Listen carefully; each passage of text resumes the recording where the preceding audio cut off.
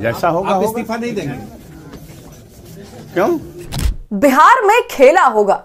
भले ही तेजस्वी यादव के खेला करने के अल्टीमेटम पर बिहार उप मुख्यमंत्री ने यह कह दिया है कि उन्हें हम खेलने के लिए खिलौना दे देंगे, लेकिन इन पलटवारों के बावजूद सांसें बीजेपी की रुकी हुई हैं और सबको बिहार में इंतजार 12 तारीख की है।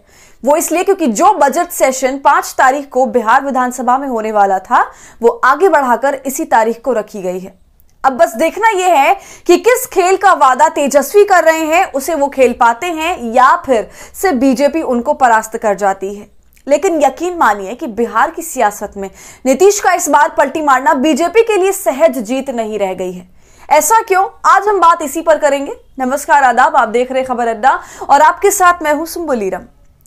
बिहार की राजनीति में इस बार जिस नेता ने अपना लठ गाड़ा है वो ना तो तेजस्वी है और ना ही नीतीश। इस बार जिसने बिहार की राजनीति को सिर के बल खड़ा करने का मन बना लिया है वो दरअसल बिहार विधानसभा के स्पीकर अवध बिहारी चौधरी हैं। तो बात यह है कि आरजेडी से गठबंधन टूटने और तेजस्वी के खेला करने के ऐलान के बाद से जो सबसे ज्यादा बीजेपी और नीतीश कुमार को खटक रहे हैं वो कोई और नहीं बल्कि अवध बिहारी चौधरी ही है।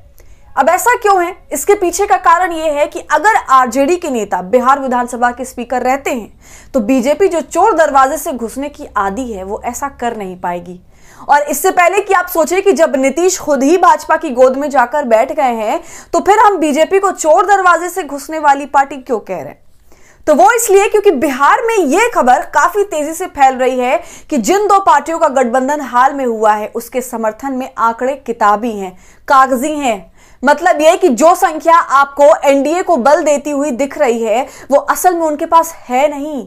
और वो इसलिए क्योंकि खबर है कि जेडीयू के 15-17 विधायक नीतीश के संपर्क से बाहर हैं। और ये खबर हम भले सूत्रों के हवाले से आपके नजर करते, लेकिन आरजेडी नेता रमेश यादव ने बाकायदा अपने आधिकारिक हैंडल से यह खबर ब्रेकिंग न्यूज की तरह ब्रेक की है कि जेडीयू के 17 विधायक मोबाइल स्विच ऑफ करके कहीं भोज में व्यस्त हैं। मतलब कहां है उसकी जानकारी किसे है ये तो पता नहीं, लेकिन खबर के अनुसार नीतीश कुमार को तो बिल्कुल भी नहीं है। और ऐसे में जब संख्या बल एनडीए के समर्थन में ना हो तब उसके लिए बेहद जरूरी हो जाता है कि बाकी सब कुछ उसकी मुट्ठी में हो ताकि वो थोड़ा समय आगे की प्लानिंग के लिए रख सके। और ऐसा करना तब नामुमकिन होगा जब 12 तारीख को बिहार का बजट पेश हो और नई सरकार के पास बहुमत साबित करने के लिए संख्या ही नहीं हो और सामने कुर्सी पर आरजेडी का नेता स्पीकर हो। ऐसे में बीजेपी और जेडीयू ने बिहार के स्पीकर के खिलाफ अविश्वास प्रस्ताव ला दिया है ताकि जिसके सहारे वो स्पीकर को किनारे लगा सके। लेकिन जैसा कि हमने पहले ही आपसे कहा कि अवध बिहारी चौधरी ने अपना लठ अपनी कुर्सी पर रख दिया है और वो डट गए हैं कि वो अविश्वास प्रस्ताव आए या कुछ और, लेकिन वो स्वयं तो कुर्सी से इस्तीफा देने नहीं जा रहे हैं। और आगे जो भी होगा वो संविधान के अनुसार होगा, विधानसभा में होगा और 12 तारीख को वो ही है जो सभा की कार्यवाही को संचालित करेंगे। सुनिए, मैं कार्रवाई करूंगा। 12 फरवरी को आएंगे, बिल्कुल आएंगे। और क्या कार्रवाई आपके खिलाफ में अविश्वास प्रस्ताव है? तो आप लोग तो जान ही गए हैं, जान ही गए हैं, तो उसके फैसला माननीय विधायक लोग करेंगे। जैसा होगा। आप इस्तीफा नहीं देंगे? क्यों? हाँ, क्योंकि आपके खिलाफ अविश्वास प्रस्ताव है। मैंने कहा कि विधानसभा के कार्य संचालन प्रक्रिया कार्य संचालन नियमावली है और हमें आज जानकारी मिली है कि अविश्वास प्रस्ताव मेरे ऊपर भी है। तो उस नियमावली में स्पीकर पर जब अविश्वास प्रस्ताव संकल्प कोई माननीय सदस्य दे देते हैं तो उसमें निहित है कि वो अविश्वास प्रस्ताव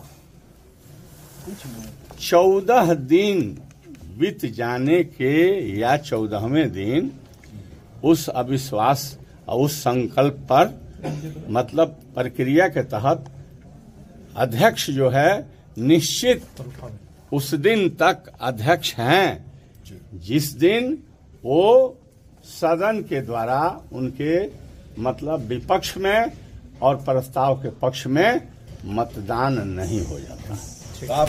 तो ऐसे में देखना अब ये दिलचस्प होगा कि एनडीए स्पीकर को किनारे करने के लिए क्या करती है और कैसे करती है, क्योंकि ये तो साफ है कि बीजेपी अगर विधानसभा स्पीकर को नहीं रोक पाई या जरूरी नंबर पूरा नहीं कर पाई तो नीतीश को पाले में लाने के बाद भी 12 तारीख को उसके 12 बज जाएंगे।